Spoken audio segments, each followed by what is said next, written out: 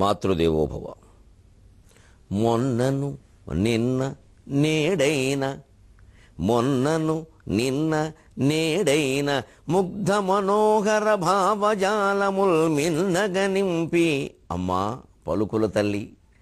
మొన్నను నిన్న నేడైన ముగ్ధ మనోహర భావజాలము మిన్నగనింపి పద్యములు మెంటికి మంటికి నూయలుగగా నన్ను ననుగ్రహించదవు నాతి సరస్వతి భరతీ సతీ.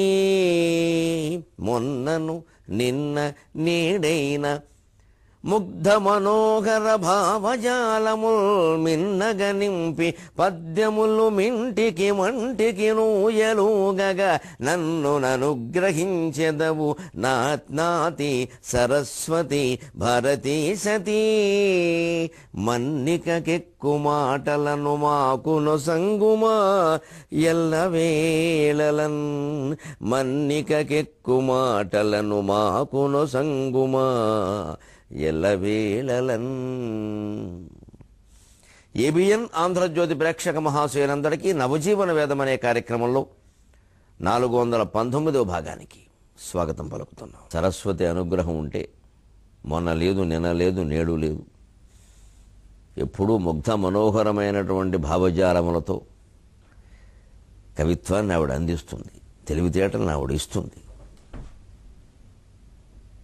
ఈ దేవీ నవరాత్రి ఉత్సవాలలో ప్రత్యేకించి మూలా నక్షత్రం నాడు అమ్మవారిని మహాసరస్వతి అవతారంగా సేవిస్తాము. శక్తి, అమ్మవారంటే శక్తి. ప్రధానంగా లోకంలో 3 శక్తులు. 1 విద్యాశక్తి, 2 ధనశక్తి, 3 సౌభాగ్య శక్తి లేదా శారీరక శక్తి. ఆ విద్యాశక్తి సరస్వతి, ధనశక్తి లక్ష్మీదేవి, సౌభాగ్యశక్తి శారీరక శక్తి అమ్మవారు పార్వతీదేవి. ముగురమ్మల మూలపుటమ్మ బాలా త్రిపుర సుందరి రాజరాజేశ్వరి లలితాదేవి. ఆవిడ్ని విజయదశమి నాడు సేవిస్తాం.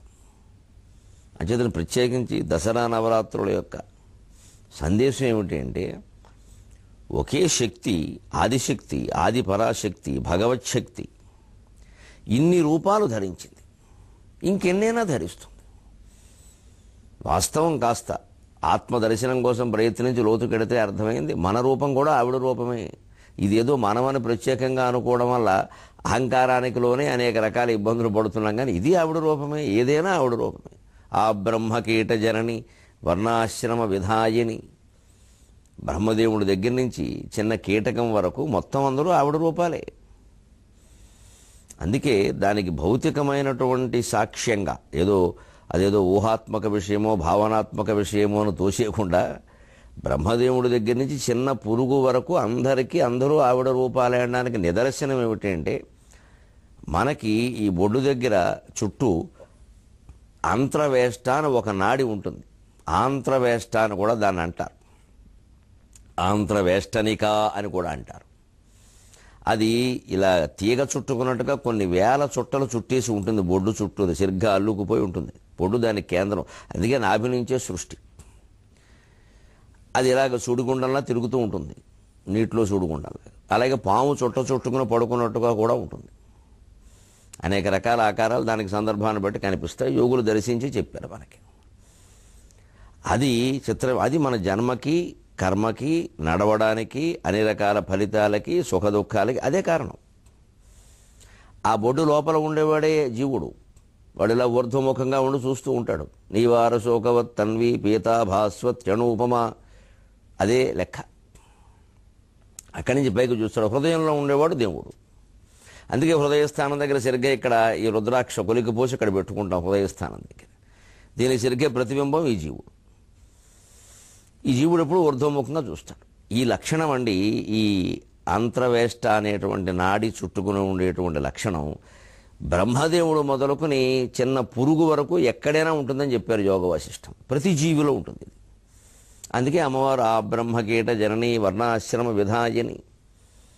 బ్రహ్మదేవుడి దగ్గర నుంచి కీటకం వరకు ఆవిడే ఉంటుంది. ఆ శక్తి వర్ణాశ్రమ విధాయని. అందుకే మనం చేయవలసింది ఏమిటంటే వర్ణాలను బట్టి, ఆశ్రమాలను బట్టి ఎవరి పని వారు చేయడమే. ఇదివరకు అటువంటి వ్యవస్థ ఉండేది దేశంలో. ఇప్పుడు ఆ వ్యవస్థ భ్రష్టు పట్టాక ఏమవుతుందో చూస్తున్నాం. అందరూ బాగా డబ్బున్న పనులకే ఎగబ్రాకుతున్నారు. ఆ వృత్తులే కావాలి అందరికీ. ఏ వృత్తుల్లో వారసత్వం అవసరమో అక్కడ లేదు. కమ్మరం, కొమ్మరం, వేద పాండిత్యం, అర్చకత్వం, పౌరోహిత్యం, ఈ వృత్తుల్లో వారసత్వం అవసరం. ఎందుకంటే తండ్రి నుంచి చాలా తేలిగ్గా నేర్చుకుంటారు. ఒక కంసాల ఆయన పని తేలిగ్గా నేర్పగలడు పిల్లాడికి. ఎందుకని ఇంట్లోనే దొరుకుతున్నాడు, శుభ్రంగా నేర్చుకుంటాడు, ఇతన్ని మించినటువంటి స్వర్ణకారుడు అవుతాడు. ఆ వృత్తుల్లో వారసత్వం అవసరం. అక్కడ లేదు. ఎక్కడ అనవసరం, ఎక్కడ ప్రమాదం, రాజకీయంలో ప్రమాదం అక్కడ పేరుకుపోయింది. సినిమాలో మంచిది కాదు అక్కడ పేరుకుపోయింది. రాజకీయంలో అసలు ఉండకూడదు, ప్రజాస్వామ్యం ఇది, అక్కడే పేరుకుపోయింది. ఇంకా కళలో ఒక రకం, ఏదో వారసత్వం పేరు మీద ఒక రెండు చిత్రాలు నడిపించిన మూడో చిత్రాన్ని పడిపోతాడు, సరుకు లేకపోతే ఉండలేడు. రాజకీయంలో అదేం లేదు. ఏమీ సరుకు లేకపోయినా హాయిగా సరుకు దాచేసే శక్తి ఉంటే చాలు, సరుకు ఉండక్కల్లా, సరుకు నొక్కేసే శక్తి ఉంటే చాలు. వారసత్వం అంచేది అదే అవుతుంది. అదే వర్ణాశ్రమ విధాయిని. ఎవరికి కేటాయించిన పని వారు చేయండి అనేసరికి, అలా కాకుండా అయ్యేసరికి ఏమైందో వ్యవస్థ చూడండి గొప్పదన్నాం, ఎవరో పెత్తనం చేశారన్నాం, బాగుంది, ఇప్పుడు ఇంకోటి పెత్తనం చేస్తున్నారు. ఏదైతే పెత్తనం పోలా, వారి నుంచి వీరికి మారిందేమో అంతే. మళ్ళీ వీరు వారిని ఏడిపించుతుంటారు, వారికి మళ్ళీ ఉద్యమాలు మాట్లాడతారు, అప్పుడు వారు మళ్ళీ పెత్తనం చేస్తారు. అంతే, ఏవం ప్రవర్తితం చక్రం. దీనికి పరిష్కారం ఏమిటంటే, ఎక్కడ ఉన్నా సరే, ఏ వృత్తి అయినా సరే, ఆ వృత్తి ద్వారానే మనం ఆత్మజ్ఞానాన్ని పొందొచ్చు, మోక్షం పొందొచ్చు. అదేగా పరమార్థం. ఆధ్యాత్మికంగా ఈ బతుకు ఎంత బతికినా ఒకటే. పునరాలింగ్యతే కాంత పునరేవచ భుజ్యతే. అదే భోజనం, అదే భోగాలు, ఎంతకాలం విసుగు రావట్లా. దాని నుంచి ఆ జ్ఞానం పొందడం అంటే ఇది ఆ వృత్తి ద్వారానే పొందొచ్చు, ఆ వృత్తి ద్వారా. అందుకే అన్ని వృత్తుల్లోనూ ఆవిడే ఉంది వర్ణాశ్రమ విధాయిని. ఆ ఉండడానికి నిదర్శనంగానే మనం ఈ 10 రోజులు కూడా 10 రకాల రూపాల్లో ఆరాధన చేస్తాం. విద్యాశక్తి ఆవిడే, ద్రవిణ శక్తి ఆవిడే, ద్రవ్యశక్తి, సౌభాగ్యశక్తి ఆవిడే. అంచేతను అమ్మ, మొన్నను నిన్న నేడైన ముగ్ధ మనోహర భావజాలముల్ మిన్నగ నింపి పద్యములు మింటికి మంటికి నూయలోగగా నన్ను ననుగ్రహించదవు నాతి సరస్వతి భారతీ సతీ. 300 అవధానాలు, అష్టావధానాలు, ఆ పైన ఒక 10కి పైగా శతావధానాలు, ద్విశతావధానాలు, ఆ పైన ఒక అద్భుతంగా కాకినాడలో 1116 మంది పృచ్ఛకులతో 20 రోజుల్లో 750 పద్యాల ఏకధాటి ధారణతో మహాసహస్రావధానం. ఇవన్నీ చేయగలిగామంటే ఆకాశానికి భూమికి ఉయ్యాలలాంటి ఉయ్యాలలోపగలిగిన పద్యధారా శక్తి నువ్వు ఇచ్చావమ్మా. లేకపోతే అప్పటికప్పుడు ఆశువుగా చెప్పడం అంటే ఎంత కష్టమండి. అటువంటివి 250 సమస్యలు, 250 దత్తపదులు, 250 వర్ణనలు, ఇవన్నీ పెట్టుకుని చెప్పడం మామూలు పద్యాల. ఏదో రాముడి మీదో భీముడి మీదో చెప్పమంటే పద్యం చెప్పడం వేరు. డ్రాయరు, బనీను, నెక్కరు, చొక్కా, ఈ 4 పదాలు పెట్టి రామాయణం చెప్పండి అంటే ఎలాగా చెప్పాము. సచిను, గంగూలీ, ద్రవిడు, సెహవాగు, ఈ 4 పదాలు పెట్టి తెలుగు భాష గురించి చెప్పండి, ఏం సంబంధం చెప్పాము. కుంతి, ద్రౌపది, ఉత్తర, ఈ 3 ఇచ్చి, ఈ 4 ఇలాంటివి ఇచ్చి రామాయణం చెప్పమన్నాం. సీత, శూర్పణఖ, మండోదరి ఇచ్చి భారతం చెప్పమన్నాం. మామూలు కథ కాదు, చేశాం. అంచేత ఆవిడ అనుగ్రహం లేకపోతే ఎలా చేస్తాం. అందుకని మన్నికెక్కు మాటలను మాకును సంగుమా ఎల్లవేళలన్. అమ్మ, అవధానాల్లో ప్రజ్ఞ, ప్రతిభ ప్రధానం. కానీ ప్రవచనంలో మన్నికెక్కేటువంటి ప్రజలు, మన్నించగలిగేటువంటి, నేర్చుకోగలిగేటువంటి, ప్రజలకు ఉపయోగపడేటువంటి మాటలు కావాలి. ఎవరినో నాయకులను, ఎవరినో పొగుడుతూ కూర్చోవడానికి కాదు ఈ ప్రవచనాలన్నీ. ప్రజా జీవితంలో మంచి మార్పు రావాలి. మన ఆధ్యాత్మికత కారణంగా, మన దేవతల జీవితాల నుంచి మనం నేర్చుకునే ఆదర్శ భావాల కారణంగా మన జీవితాల్లో మార్పు రావాలి. మన్నెకెక్కే మాటలు, అపూర్వమైనటువంటి దృష్టి, ఆ దివ్య దృష్టి లాంటిది ఏదో కాస్తైనా నవ్య దృష్టి, దివ్య దృష్టి నాకు ఇచ్చి తల్లి, ఆ ఆధ్యాత్మికతను జీవితానికి ఉపయోగపడేలా ఎలా చెప్పాలో చెప్పే శక్తి నాకు ఇవ్వమ్మ. అది నవజీవన వేదం. ఎందుకంటే వేదాన్ని నవజీవనానికి అన్వయిస్తున్నాం కాబట్టే నవజీవన వేదం. వేదం అంటే మొత్తం ప్రాచీన సాహిత్యం అంతా ఒక వేదం కింద ప్రతీకరణ, వేదం అంటే అర్థం. దాన్ని దీనికి అన్వయిస్తున్నాం. అందుకని మరి ఆ శక్తి ఇవ్వాలి కదమ్మా. అందున ఇప్పుడు చెప్పబోయేటువంటి చాలా క్లిష్టమైనటువంటి మాట. ఎందుకు ఈ ప్రార్థన చేస్తున్నామంటే, అమ్మవారు ఇప్పుడు ఇంకా అయ్యో చనిపోయే యోగం కూడా లేదే నాకు అనుకుంటోంది ఆవిడ. ఒక చిత్రమైనటువంటి వాతావరణం ఉండే మనిషి జీవితం. దిగస్తు ఖలు మానుష్యం, సీతాదేవి అనుకుంటోంది. అసలు మనిషిగా పుట్టడమే తప్పు, మనిషిగా పుట్టడమే తప్పు. ఎందుకంటే అడవిలో మానయి పుట్టుంటే బాగుండేది నా జీవితం. దిగస్తు ఖలు మానుష్యం, ధిగస్తు పరవశ్యతాం నశక్యం యత్ పరిత్యక్తుం నశక్యం యత్ పరిత్యక్తుం ఆత్మఛందేన జీవితం నశక్యం యత్ పరిత్యక్తుం ఆత్మఛందేన జీవితం జీవితం. ఏం ఆశలున్నాయో, ఇంకా ఏమి రకాల కోరికలు ఇంకా మిగిలిన్నాయో, కొడిగట్టుకుపోతున్నా సరే ఇంకా బతకాలని మనుషులకు ఎందుకు అనిపిస్తోందో నాకు అర్థం కావట్లా. నా జీవితమే ఉదాహరణ. రాముడు ఇక్కడికి వచ్చే అవకాశం కనపడడం లేదు, ఎవరిని పంపగలిగే అవకాశం కూడా కనపడడం లేదు అంటోంది. ఆంజనేయ స్వామి నవ్వుకుంటున్నాడు. అయ్యో అమ్మ, నేను ఇక్కడే ఉన్నానమ్మా, నేను ఇక్కడే ఉన్నానమ్మా. ఇగో ఈ దుర్మార్గుడు వెళ్ళిపోతే కాస్త వీళ్ళు నిన్ను కాస్త విశ్రాంతి ఇస్తే వద్దామని చూస్తున్నారమ్మా. మన ఎదురుగానే ఉంటుంది అదృష్టం. అది కానీ మన కంటికి కనపడదు. మన దురదృష్టం అలా ఉంది. మన ఎదురుగా ఉంటుంది, మన కంటికి కనపడదు. మన ఎదురుగా దేవాలయాల్లో దేవతలు మన ఎదురుగా ఉన్నారు. మనం పూర్తిగా చూసేమిటి? కళ్ళు మూసుకుని చెంపలేసుకున్నాం, బయటకు వచ్చాం. దురదృష్టం అంటే అదే. మనం చూసేమిటి? చూసావా? ఏమన్నా అవగాహన చేసుకున్నావా? ఈ అమ్మవారి చేతుల్లో ఇది ఎందుకుంది, అది ఎందుకుంది అని ఏమైనా అనుకుంటే కదా, అబ్బాయి ఈరోజు ఈ నైవేద్యం, ఆ రోజు ఆ నైవేద్యం, ఆ దండ నమస్కారం, అంతే అయిపోయింది. అసలు ఆవిడ ఈ అంకుశం ఎందుకు పట్టుకుంది, పద్మం ఎందుకు పట్టుకుంది, సరస్వతి చేతుల్లో ఇలా జపమాల ఎందుకుంది, పుస్తకం ఎందుకుంది, మన పిల్లల్ని మనం ఏం చదివిస్తున్నాం? పుస్తకం ఆవిడ చేతిలో ఉందంటే ఏ పుస్తకం చదివించాలి? జపమాల సరస్వతి చేతుల్లో ఉందంటే పిల్లాడిని ఎలా తీర్చిదిద్దాలి అని మనకు ఆలోచన ఎందుకు? మనకు కావలసిన ర్యాంకులకి, మనకు కావలసిన ఎంసెట్లకి, మనకు కావలసిన మెడిసిన్లకి సరస్వతి అనుగ్రహం కావాలి. అందుకని మూలా నక్షత్రం మన పిల్లల్ని తీసుకుని బయలుదేరుతాం. కానీ సరస్వతి కోరుకునే విద్య ఈ విద్య కాదు. అది వేద విద్య, అది జపమాల, మోక్ష సాధన విద్య. వేదం చెప్పించకపోయినా పర్వాలా, సంస్కారవంతమైన విద్య చెప్పించాలి కదా. అది మనం చేస్తున్నామా? అసలు అందుకోసం అడిగామా వెళ్ళి స్కూల్కి? మీ పిల్లలకి మీరు ఏ సంస్కారాన్ని నేర్పుతున్నారో? మార్కులు మార్కులు మార్కులు, తర్వాత మూర్ఖులు మూర్ఖులు మూర్ఖులు. అందరికీ సరస్వతి పూజ కావాలి, ఎందుకంటే సరస్వతి అనుగ్రహం కావాలి. ఇదే మనం దేవతలను వినియోగించుకుంటున్న విధానం. ఒక రకంగా దుర్వినియోగం ఇది. వాళ్ళ ఆశయాలు ఏమిటి, వాళ్ళ ఆలోచనలు ఏమిటి, వాళ్ళ జీవితాలు ఏమిటి, వాళ్ళు ఏ చేతుల్లో ఎందుకు ధరించారు ఆయుధాలు, ఆభరణాలు, అలంకారాలు, వాటి లక్ష్యం ఏమిటి? అది అక్కర్లేదు మనకి. వారి అనుగ్రహం కావాలి. దానికోసం ఏం పూజ చేయాలి, ఎలా దర్శనం చేసుకోవాలి, ఎంత టికెట్ కొనాలి, ఏ ప్రసాదం తినాలి. వాళ్ళు నవ్వుకుంటారు మన చర్యలను చూసి. వీళ్ళు మేము ఏం చెబుతున్నాం వాళ్ళకి, మేము ఎందుకు ఇలా కూర్చున్నామో, ఇవన్నీ పట్టుకున్నామో, ఎవరు అర్థం చేసుకోవట్లేదు అసలు. వచ్చేసి దర్శనం చేసుకుంటే మేము అనుగ్రహిస్తాం అనుకుంటున్నారు అమాయకులు అని నవ్వుకుంటారు దేవత. లేకపోతే సీతాదేవి స్వయంగా అమ్మవారికి అతండి ఆవిడ జీవితం ఎలా ఉందిట? దిగస్తుకలు మానుష్యం, మనిషిగా పుట్టడమే దండగా. మానవ జీవితం కంటే దుర్భరమైంది లేదు. ఎందుకంటే ఓ కీటకం అయితే నయం, ఓ క్షణంలో ప్రాణం పోయేది ఏదో రకంగా. ఇది పోయే అవకాశం కూడా లేదు. అందులో అధిగస్తు పరవశ్యతం, అందులో ఇతరుల అధీనంలో ఉండవలసి రావడం, స్వాతంత్ర్యం లేకపోవడం, పారతంత్ర్యంలో జీవించడం మరీ భయంకరం. ఇప్పుడు అదే ఆవిడ పరిస్థితి. నశక్యం యత్ పరిత్యక్తుం, పైగా ఈ జీవితం ఎలాంటిదంటే, నా జీవితం చచ్చిపోవడానికి కూడా అవకాశం లేదు. నశక్యం యత్ పరిత్యక్తుం, పోనీ దీన్ని పరిత్యాగం చేసేద్దామన్న అవకాశం ఎందుకు లేదు? చుట్టూ వీళ్ళు ఉన్నారు, రాక్షస స్త్రీలు, చావనవరు, అలాగనే సుఖంగా బతకనవరు. కాసేపు రోజు ఓసారి వాడొస్తాడు, పైగా ఇంక 2 నెలలు గడువు ఉంటుండే, ఆ గడువు కూడా అయిపోతుంది. గడువు పెట్టి వెళ్ళాడు, అయిపోతుంది అది. తర్వాత ఏం చేస్తాడో తెలియదు, కూరో పచ్చడో. పోనీ అలా ఏకంగా ఏదో ఓసారి వచ్చి తెలియకుండా వేసేసినా పర్వాలేదు. ఈ కుళ్ళు మాటలు ఏమిటి? ఆ రావణుడు, రాక్షస స్త్రీలు చేరి ఈ దుర్మార్గ ఉపదేశాలు ఏమిటి? రావణాసురుడు నువ్వు చేసుకో, అగ్నిదేవుడు స్వాహాదేవిలో ఉంటారు, ఇంద్రుడు శచి, వాళ్ళు పరమ సాధువులు, వాళ్ళతో ఈ సంబంధాన్ని పోల్చడం ఏంటి? మాట్లాడడానికి అర్థం ఉండాలి. దేవుడు ఈ కుళ్ళు మాటలు వింటూ ఎలా బతకడం? అలాగని చావడానికి లేదు, చావనెవరు. ఎందుకంటే ఇప్పుడు ఉరేసుకోవాలన్నా అమ్మవారు ఆ శివశుభ వృక్షం కొమ్మ పట్టుకోవాలి, కొంగుతో ఉరేసుకోవాలి. వీళ్ళు తాడిస్తారా? మేము ఉరేసుకుంటే మాంసం బాగుండదు, మేము నిన్ను చంపేస్తామంటారు.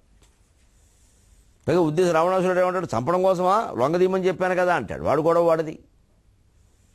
అంటే చనిపోయే అవకాశం లేదు, సుఖంగా బతికే అవకాశం లేదు. ఆత్మఛందేన జీవితం, దేంతో దేన్ని కప్పేసుకుంటున్నామో, ఏది కుహనమో, ఏది కుహనాయో, ఏది సత్యమో తెలియని పరిస్థితిలో ఉన్నాం.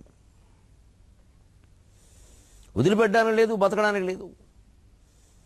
అందుకే ఇక్కడ మనం చెప్పుకోవాల్సిన మాట అండి, ఈ పరవశ్యతాం, ధిగస్తు పరవశ్యతాం. ఒకప్పుడు బ్రిటిష్ వాళ్ళు దేశాన్ని పరిపాలించి 200 ఏళ్ళు పైన పీల్చి పిప్పు చేసినప్పుడు, అప్పుడు వచ్చినటువంటి ప్రతి రచనల్లోనూ ఈ పారతంత్ర్య జీవనాన్ని గురించినటువంటి దురదృష్ట లక్షణాలన్నీ వర్ణించారు. చెన్నైశ్వరు నీతి చంద్రికలో కూడా పరసేవా వృత్తి చే లభించు పాయసము కంటే స్వచ్ఛంద వృత్తి చే లభించు గంజి మేలు అన్నాడు. ఇప్పటికీ మనం గుర్తుపెట్టుకోవాల్సిన మాట. ధిగస్తు పరవశ్యతం. మానవ జన్మ దురదృష్టమని దుఃఖభూయిష్టమని మనకి ఎప్పుడు అనిపిస్తుంది అంటే, మనం ఏదైనా దుఃఖంలో ఉన్నా సుఖంలో ఉన్నా మన నిర్ణయం మనం తీసుకోలేని పరిస్థితి నుండి ఎవరికో బానిసలాగా ఉండవలసి వస్తే, ఆ పెద్దవాళ్ళు తల్లిదండ్రులు అయితే బానిసలు కూడా తప్పది. తల్లిదండ్రులు చెప్పినట్టు వినాలి, గురువులు చెప్పినట్టు వినాలి, అది వేరు. ఎవరో మన ఎత్తుకుపోయారు, కిడ్నాప్, మేము చెప్పినట్టు మాట్లాడతావా లేదా, ఇంకా అంతకంటే దౌర్భాగ్యం ఇంకోట్లేదు. తుపాకీ పైన పెట్టాడు. ఇప్పుడు అదే జరుగుతుంది. ఇవిడికి ఎత్తుకుపోయారు, కిడ్నాప్ అయ్యింది. రావణాసుడు తుపాకీ పైన పెట్టాడు 2 నెలల్లో. 2 నెలల తుపాకీ, 2 గుళ్ళ తుపాకీ. వాడు చెప్పినట్టు వినమంటున్నాడు. ఇదే పరవశ్యతం. బ్రిటిష్ వాళ్ళు 200 ఏళ్ళు పెట్టారు మన మీద ఆ తుపాకీ. అప్పుడు వచ్చిన రచనలన్నింటిలో, కరుణశ్రీ గారి రచనల్లో, జాషువా గారి రచనల్లో, చెన్నైశ్వరి దగ్గర నుంచి ఉన్నంత వాటిలో ఎక్కడ ఏం వచనం రాయని, పద్యం రాయని, ప్రాచీన కావ్యం రాయని, నవీన కథ తీసుకొని ఖచ్చితంగా స్వాతంత్రోద్యమానికి సంబంధించినటువంటి కొన్ని ఉత్సాహపూరితమైన వ్యాఖ్యానాలు కనపడతాయి. అందులో ఇదే ఇప్పటికీ మనం నేర్చుకోవాలి. పరసేవా వృత్తి చే లభించు పాయసము కంటే స్వచ్ఛంద వృత్తి చే లభించు గంజి మేలు.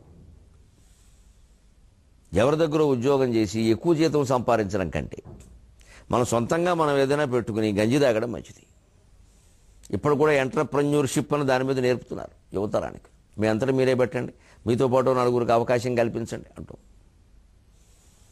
నిజమే, మరి అంత తక్కువ ఆదాయం వచ్చినా మంచిదే, మన సంస్థకు మనమే రాజు. జాగ్రత్త చేసుకుంటే సరిపోతుంది, నష్టాలు లేకుండా. పరిమితమైన లాభం చాలు, ఎక్కువ రావడం మంచిది కూడా కాదు. దురాలోచనలు వస్తాయి. మళ్ళీ మనమే రాజు అయిపోవాలనుకుంటాం, మిగిలిన వాళ్ళని తొక్కేస్తాం. వద్దు. ఏదో ఓ కిరాణం కొట్టు పెట్టుకున్నాం, ఓ చిన్న బడి పెట్టుకున్నాం, ఓ చిన్న ట్యూషన్ సెంటర్ పెట్టుకున్నాం, ఓ చిన్న కుటుంబేషన్ పెట్టుకున్నాం, చాలు. మన బతుకు మనం బతికితే చాలు, ఏదో వెళ్ళిపోతుంది రోజు. గంజి మేలు పరసేవా వృత్తి చే లభించు పాయసము కంటే స్వచ్ఛంద వృత్తి చే లభించు గంజి మేలు. రాత్రి పొగలు ఊపిరాడకుండా పనిచేయడం, నైట్ డ్యూటీలు చేయడం, కాల్ సెంటర్లు అనడం, ఏమన్నా అంటే నెలకు 70,000 జీతం అండి అనడం అక్కలేదు. 70,000 అక్కల 30,000 అయినా చాలు. ఓ పూట చేసుకుంటా, ఓ పూట విశ్రాంతి తీసుకుంటా. ఎందుకు 70,000? ఊపిరాడినప్పుడు 70,000 అనుభవించే సమయం ఉండాలి కదా. ఇంకా అక్కడి నుంచి ఏదో రిటైర్ అయ్యాక అనుభవిద్దాం అనుకోవడం, ఓ 10 ఏళ్ళు పనిచేస్తే తర్వాత అప్పటికి రాకూడని రోగాలు వస్తాయి, ఆసుపత్రుల్లో ఉంటాం, ఏమనుభవిస్తాం? ఇదే అందరం ఆలోచించాలి. సంపాదనల వ్యామోహంలో వెంపర్లాట్లో పడిపోతున్నామే.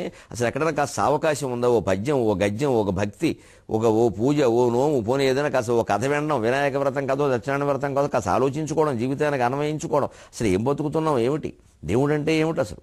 పోనీ ఓ వేదాంత గ్రంథం చదువుదాం, ఏదైనా రామాయణం భారతంలో ఓ ఘట్టం చదువుదాం, దాన్ని అసలు ఒకసారి ఆలోచించుకుందాం. మన జీవితం ఎలా ఉందో, వాళ్ళు ఏం చెప్పారు. ఊరికే వినడం పుణ్యమని కాదు, జ్ఞానం కోసం చదువుతాం, సావకాశంగా చదువుతాం, దాన్ని మనం అర్థం చేసుకుందాం అనుకుంటే జీవితం ఎంత బాగుంటుందండి. ఆ బాగుండే జీవితం అంటే ఏమిటో, స్వచ్ఛంద వృత్తి అనేది ఎంత గొప్పదో, స్వాతంత్ర్యం అనేది ఎంత గొప్పదో, దాన్ని సరిగ్గా వినియోగించుకోగలిగితే ఎంత గొప్పదో కరుణశ్రీ పాపయ్య శాస్త్రి గారు, జంధ్యాల వారు ఒక చక్కని తెలుగు పద్యంలో చెబుతున్నారు.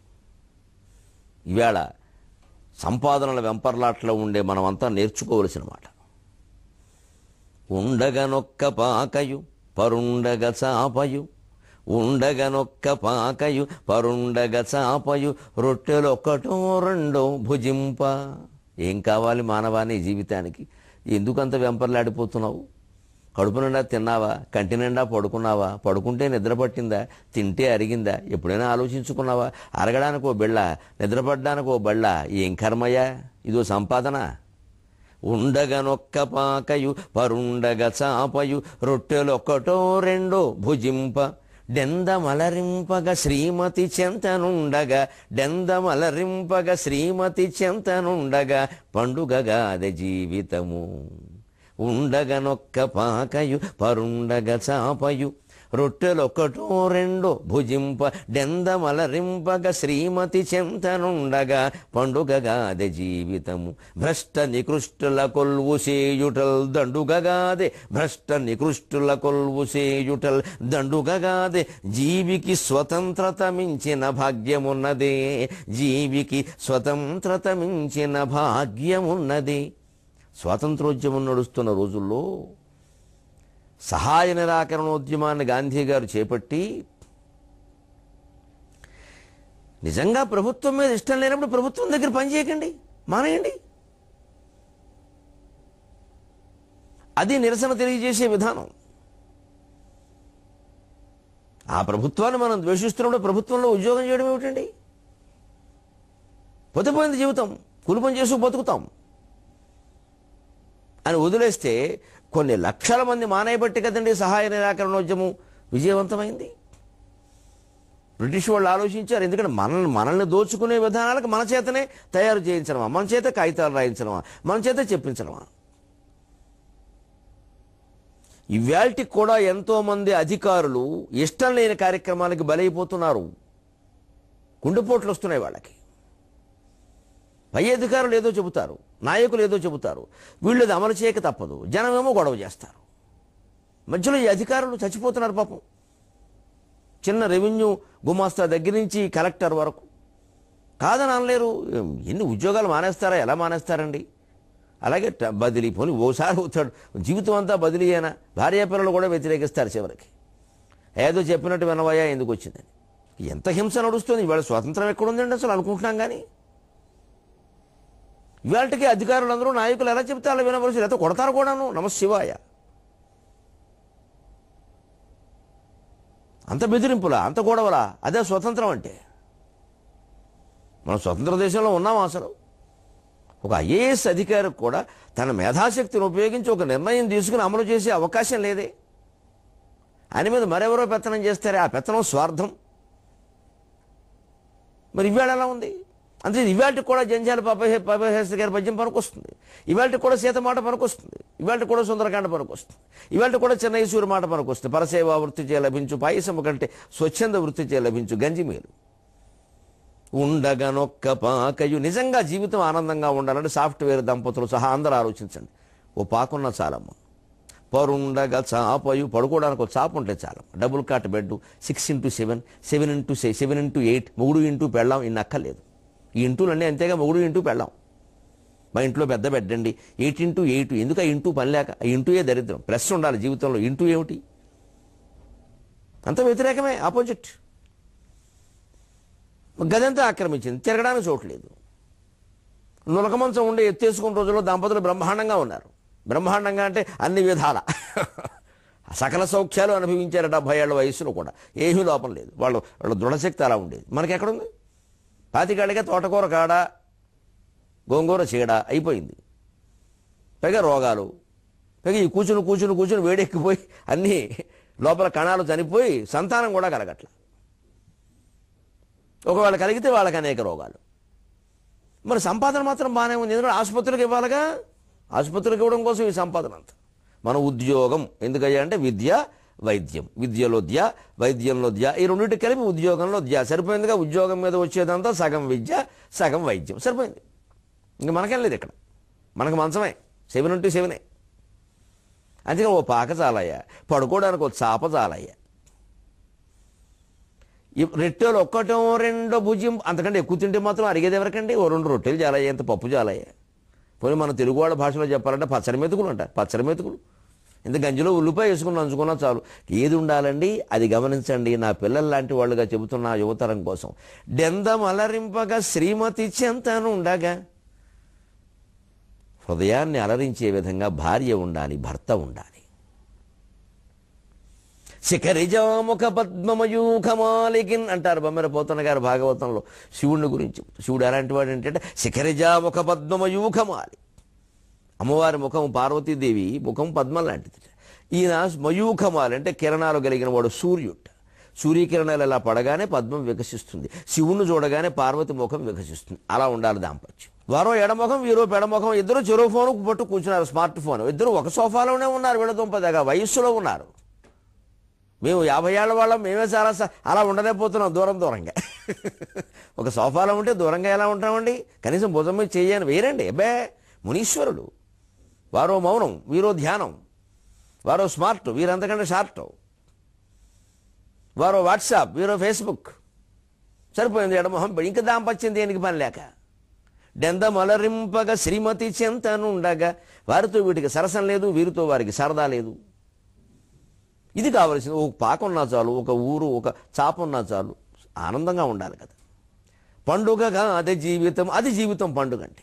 అంతేగాని భ్రష్ట నికృష్టుల కొలువు చేయుట, యజమాని అవినీతిపరుడు అని తెలుసు, యజమాని నియంత అని తెలుసు, యజమాని దుర్మార్గుడు అని తెలుసు, యజమాని దోపిడీపరుడు అని తెలుసు, మనం వాడి దగ్గరే పనిచేస్తున్నాం. ఇది బ్రిటిష్ వాళ్ళకి ఏమిటండి, మన వాళ్ళకి మాత్రం పనిచేయదు. దుర్మార్గుల దగ్గర మనం ఎందుకు పనిచేయాలి? ఆ ఉద్యోగాలు వదిలేయలేవా?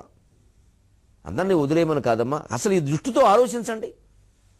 దెబ్బకి యజమానుల్లో కూడా మార్పు వస్తుంది. మన దగ్గర పనిచేసే వాళ్ళే మనం అసహించుకుంటున్నారు. ఏది చూపినట్టు ఊడ్చేవాడు కుట్టినట్టు మాట్లాడాడు బాబు, వెంటనే ఆ యజమానుల్లో మార్పు వస్తుంది. మనకెందుకు, మనం బతికేద్దాం. వాళ్ళు అలాగే ఉంటారు. దేశంలో మనం కూడా ఒక భాగం. మనం దేనికి మన అసమ్మతి కనీసం తెలియపరచకపోతే మానవత్వం లేనట్లు లెక్క, పౌరుషం లేనట్లు లెక్క, ఉప్పు కారం తిన్నట్టు లెక్క, చావు రాక చేవ లేక పడి ఉన్న జీవచ్ఛవ పదార్థాల కింద లెక్క. దానికి పౌరుషం. అందుకే బాధపడుతుంది. నాది ఓ బతికైనా చావడానికి కూడా లేదని. ఆవిడని కాపాడడానికి హనుమంతుడు ఉన్నాడు, రాముడు ఉన్నాడు, మనకెవరు ఉన్నారండి? ఆత్మశక్తి మన కాపాడడానికే సుందరకాండ. భ్రష్ట నికృష్టుల కొలువు చేయుటండుగగాది, జీవికి స్వతంత్రత మించిన భాగ్యమున్నది. అసలు ఏ జీవికైనా స్వతంత్రత అంటే ఏదో విచ్చలవిడితనము స్వేచ్ఛ అనుకోకుండా దేచి స్వతంత్రత అంటే అది కాదు. ధర్మ నిర్వహణ విషయంలో మన నిర్ణయం మనం తీసుకునే శక్తి ఉండాలి. అంటే మనం నమ్మిన సత్యాన్ని మనం ప్రకటించడానికి, మనం నమ్మిన ధర్మాన్ని మనం ఆచరించడానికి స్వేచ్ఛ ఉండాలి. నేను చెప్పినట్టే మాట్లాడు లేతే చంపేస్తా, నేను చెప్పిందే తిను లేతే చంపేస్తా, నేను చెప్పినట్టే ఉండాలి రచన ఏదైనా సరే, మేము చెప్పినట్టు రచన లేకపోతే చంపేస్తా. ఇది దుర్మార్గ ప్రపంచం, చాలా తప్పది. ఎప్పుడూ రచయితలకు స్వేచ్ఛ ఉండాల్సింది, ధర్మ నిర్ణయంలో స్వేచ్ఛ ఉండాల్సింది. ఆ స్వేచ్ఛను మనం అన్ని సమాజాల వారం కాపాడుకుని తీరవలసింది. ఇందులో ఎవరు అతిగా ప్రవర్తించినా ఉగ్రవాదం కిందే లెక్క, స్వతంత్రం మనం కోల్పోయినట్టే లెక్క. 23:30 గంటల్లో మళ్ళీ కలుద్దాం, స్వతంత్రంతో కలుద్దాం. అంతవరకు తెలుగు భాషను కూడా ఈ దుర్మార్గుల బారి నుంచి రక్షిద్దాం.